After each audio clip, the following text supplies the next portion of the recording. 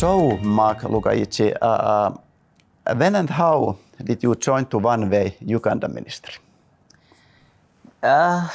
Yes, I joined One Way Mission in the year 2010. In that time, I was a class teacher of primary 7 at Agape School. So we were trying to organize a leavers party, I remember, and we had no money for the party. So I went to Wilson because he had also some children that were sitting their primary exams. So I went to him as a parent, like as also a director, and we had to share that how are we going to have this party. But intentionally, I went there to inform him as a parent that you need to contribute some money for your children because they are supposed also to participate in the party. So that evening, he was like, "Oh, you have the party?" "Yes, we have some mission money. I have some mission money that is coming." Aki told me that they are going to send me some little money for the children here. And then he said, "You prayed what? Once I get that money, I'll give you like 200,000 shillings. So like 3 days, he called me that I've got the money because I've just bought food for the children I'm taking care of here, and I want to do some top-ups on the teacher's salary, but still you can have this 200 and then you organize the party." And I was like, "Where is that mission that is supporting you here?" And he was like, "It is in Finland. I've been working with these Finnish people for like over 30 years. Only that I'd lost contact with them, but God opened it again. So we are in contact with Aki and is promising to come to visit us here." I think then that is the year he visited Uganda, and we officially opened up a mission field there. So he was like, "We are coming back to work with you, Wilson." So I started working with One Way Mission since then in 2010 up to now.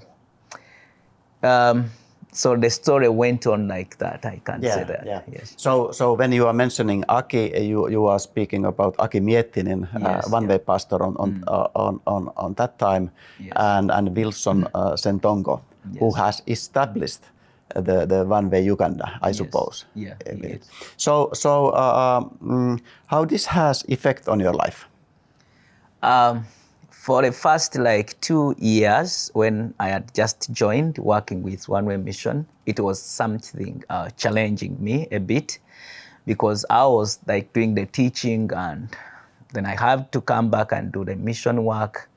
But one thing I can say is working with One Way Mission, it has given me like a broad platform in my country and most especially in the village. Because I was that kind of a person who never wanted to closely work with like many people or to come to the public and talk much. But now I work with different families, different people from different communities, from different cultures, from different like maybe countries, because we have people from Rwanda, from Congo, and then from the West, and I'm from the central part. So working closely with the parents, the children, and the pastors from our networking areas, it has given me like a broad picture of and a platform to serve God. And it has given me an opportunity that I can still humble myself and learn more from these people. So I can say that it has given me an opportunity to learn ways of maybe working with different kinds of people. Yeah. It is a great richness, I would say, to meet people from different cultures and backgrounds. Because at my early age, I was that kind of, because we grew up in that kind of suffering life. So I was like, I don't need people in life because I couldn't see any value, like something like that. So, and even when I got saved, something like kept in me that still people are not so much important. I only have God and that is all. But working with different people now, it has taught me a lot. So I definitely, and I want to thank One Way Mission because they opened up another platform in my life. And now I know how to go and how to handle challenges maybe in life, because previously it was not that. But now I know how to talk to one from the West. I know how to handle people from Rwanda Yes. and how to handle different challenges in life. I can't weep like any other person because this work is a bit big. So you can't just rely on weeping. Yeah. There are times you need to do something, maybe, than crying. So this is one kind of richness to meet people from different backgrounds.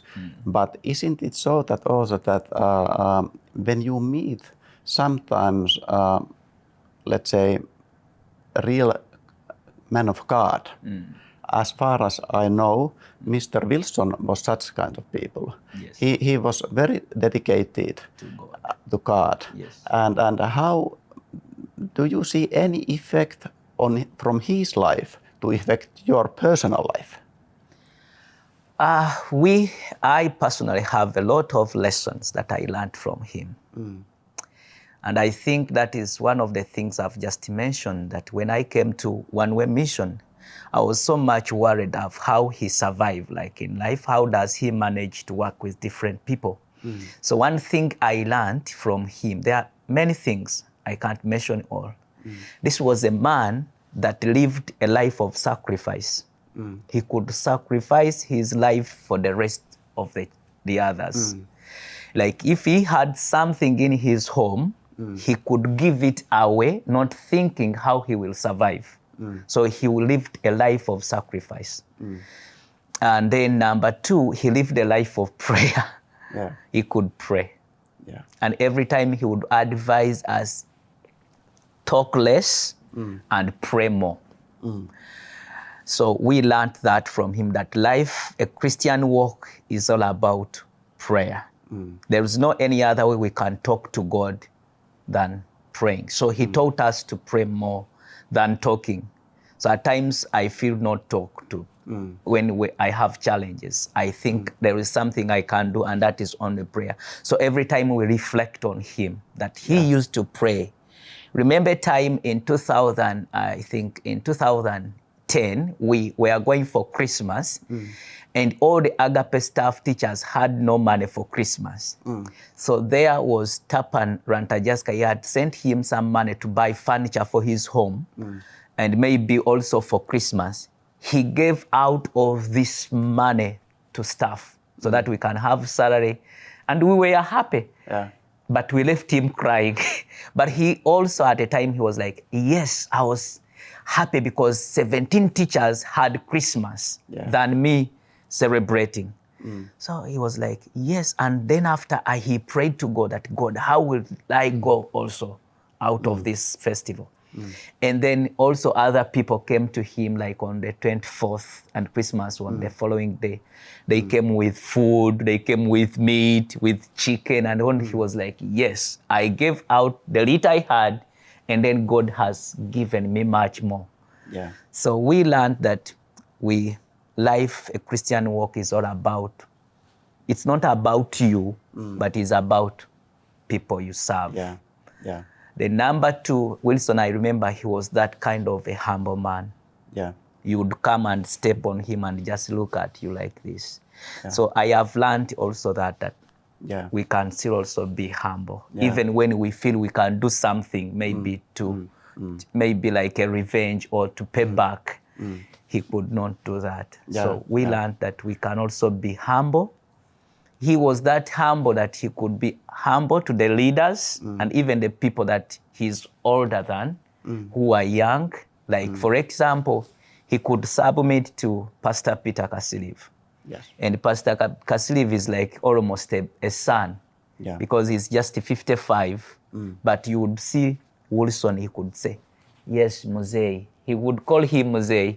Muzei means like father. Because he loved him also, and he was his spiritual father. Peter was like a spiritual father now to Wilson, because he was the top leader in our ministry. So we learned that to be humble, Christian life is about prayer, and we don't rely on ourselves. His life always, he relied on God. He trusted God for everything. Definitely we need that kind of persons as an examples for us, all of us. So how could you describe spiritual field in Uganda today? The spiritual fields in Uganda, there is now currently a great revival that is coming up, because when we went through the COVID time, there was a kind of people were like backsliding much. Some people went out of the Christian faith. But since this year started, I see a revival coming out because churches are now full. But still, there is still a need to reach some areas which are still muchly under some cultural beliefs. Like when you go to some parts in Uganda, like in the extreme end, as you go to Congo, there are some people that still believe in their cultural norms and all that. So I think there is a need to reach more communities for Christ. Yes, I can say that. But at least there is that kind of awakening in the church. Yes. When I visited there, it was in the beginning of 2020. Yes, 2020. And my expression is that you have true freedom in your church. We have. This is something I recognized there. And I also, if I have understood right, you have relatively free to proclaim the word of God. You don't have some restrictions too much. Is it so? Yes, I give a credit to the president of Uganda because he allowed free worship in our country, and it is now a right for free worship. We have that right in our country. So you can go anywhere and preach the gospel of the Lord. And we enjoy our time while in church, so we have that freedom. There are no limitations. And we don't need like permissions every time we want to go for evangelism. We only plan and we go. Maybe at times we only inform the local leaders in the communities that we are coming. So they only receive us as visitors coming in their communities, but we don't need permission from them. Yes. So what would you see, what could be the biggest need in Uganda church nowadays? The biggest need in Uganda church is, number one, to me, I would suggest that, and I would think we need a lot of trainings of the church leaders. Because some of them, they have the calling from God. And now some feel there is no need for training. They think that calling is enough. But to me, I think we need to do some kind of training, and that we can come to know how to do things in a well-organized way.